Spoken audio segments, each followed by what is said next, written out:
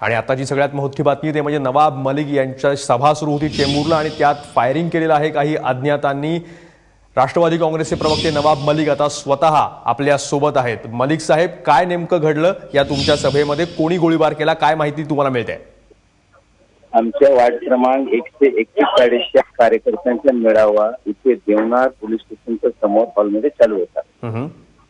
8-10 बंदूकधारी, 3-4 तलवारधारी त्यांनी येऊन फायरिंग केले आणि त्यांच्या नेतृत्व आमचे पक्षाचे माजी खासदार संजय पाटील करत होते आणि संजय पाटलांनी स्वतः फायरिंग केली। पुन्हा सांगाल? संजय पाटील यांचं नाव आपण घेतलं, नेमकं काय केलं तुम्ही पुन्हा सांगाल?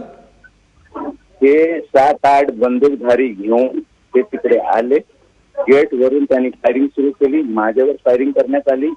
तलवारी सोबत होते, 8-10 लोक होते आणि संजय पाटलाच्या हातात 2-2 बंदूक, त्याच्या सोबत असणारे 5-6 बंदूकधारी होते। त्यांनी येऊन तिकडे सभेमध्ये फायरिंग केला, सर्वांनी हल्ले केले आणि बरेचसे कार्यकर्ते जखमी झाले।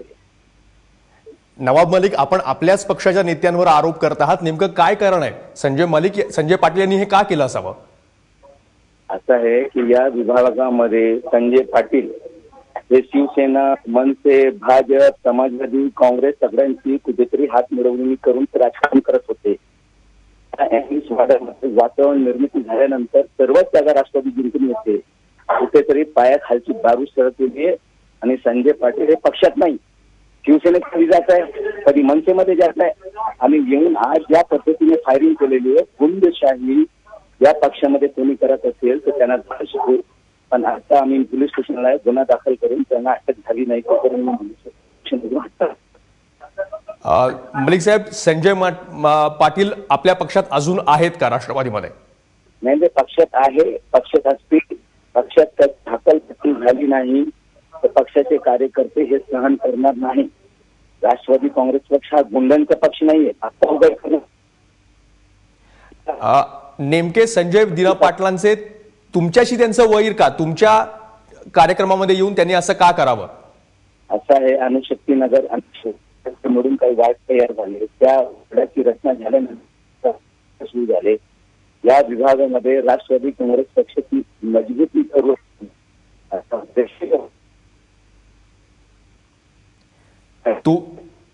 सर्वांची हात मिळवणी करून काही करत असतील तर निश्चित रूपाने जनता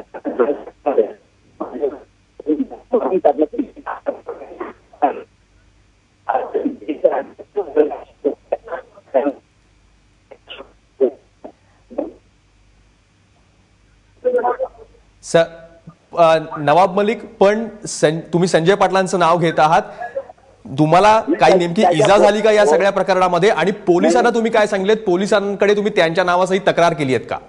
नाही, मी पोलीस स्टेशनला येऊन आता बसलो आहे, फायरिंग झाली, मला लागली नाही, कुणाला गोळी लागलेली नाहीये, पण तलवारीने हल्ला झाल्यानंतर बरेचसे कार्यकर्ते याच्यात जखमी झालेले आणि ही परिस्थिती सगळ्या पोलीसचे काही लोक तिकडे हजर होते।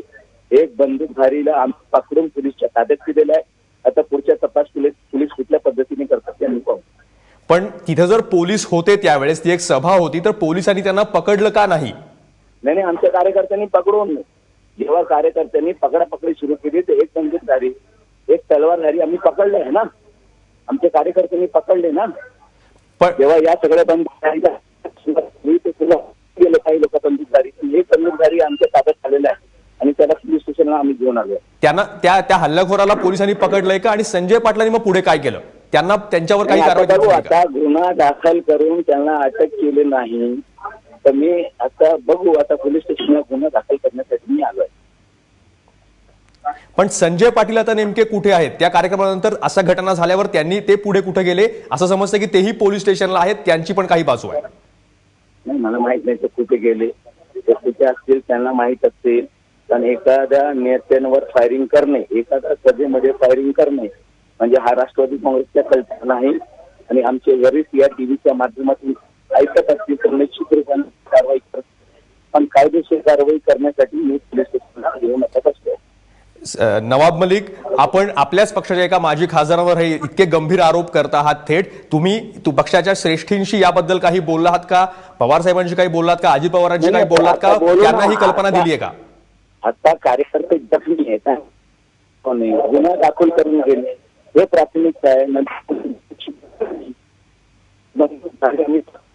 पोलीस तपास करतील ना, किती लोक घेऊन आले होते, किती फायरिंग झाली, हे सगळं माहिती नाही, पण फायरिंग करण्या इतपत गंभीर घटना घडली आहे. आपण आपल्याच पक्षाच्या माजी खासदारांवर आरोप करतात म्हणून पक्षश्रेष्ठींना लगेच कल्पना दिली आहे का आपण?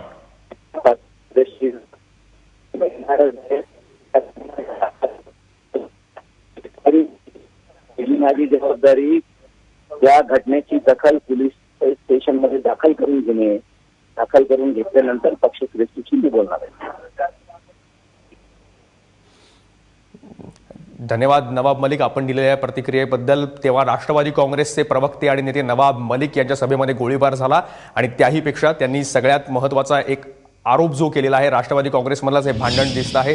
माजी खासदार राष्ट्रवादी काँग्रेस पक्षाचे संजय दिना पाटील यांनीच तिथं येऊन त्यांच्यावर हा हल्ला केला, फायरिंग केलं, तलवारी त्यांच्यासोबतच्या लोकांकडे होत्या, असाही आरोप नवाब मलिक यांनी केलेला आहे. आम्ही संजय दिना पाटील यांची प्रतिक्रिया येण्याच्या प्रतीक्षेमध्ये आहोत, प्रयत्न करत आहोत. अद्याप तो त्यांची प्रतिक्रिया आलेली नाही आहे. पण राष्ट्रवादी काँग्रेसमधलं हे अंतर्गत राजकीय भांडण अशा प्रकारे चव्हाट्यावर आलेलं आहे आणि गोळीबार किंवा तलवारीने हल्ला करणं इथपर्यंत हे सगळं प्रकरण गेलेलं आहे.